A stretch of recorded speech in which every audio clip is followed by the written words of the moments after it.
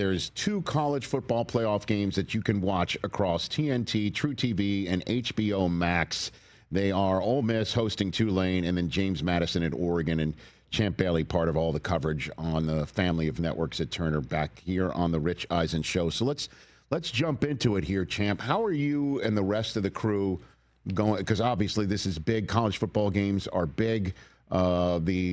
Not to get too deep into the business of it, but Turner and ESPN striking a deal for these 2 games, it's big business for everybody. But how are you going to handle the subject matter of James Madison and Tulane playing in games that a lot of people who are tuning in don't think they have any business being in, Champ?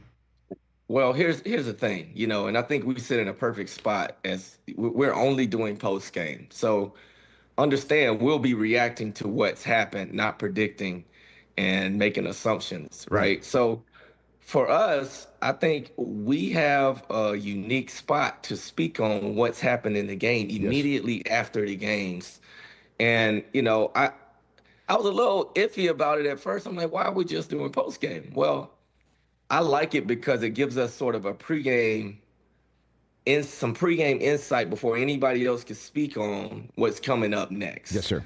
Right? The next round of playoffs. So here's James Madison and Tulane with a chance to silence all the critics, because I got to admit, I'm one of those people that say we need the 12 best. I said this long before they even qualified for a playoff spot.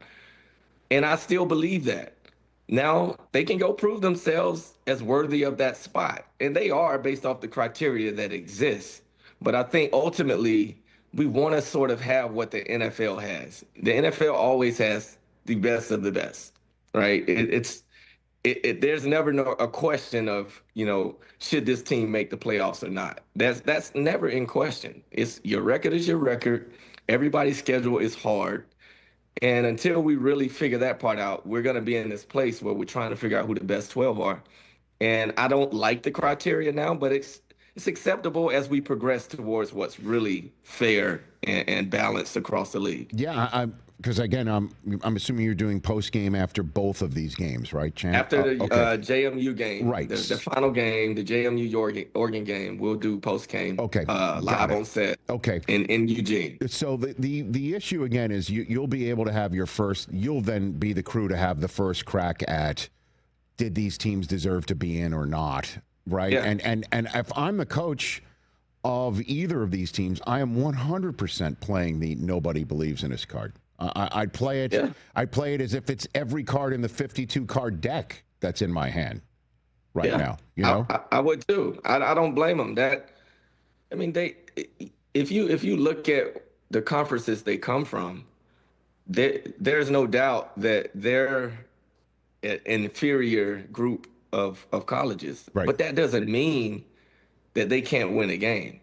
It's possible, but it's unlikely. And just based off the strength of schedule and historically what's happened with these type of matchups. I mean, look at Tulane, for example. They lose 45-10 earlier to Ole Miss in the season. Now, it's a little tricky now because Lane Kiffin's gone.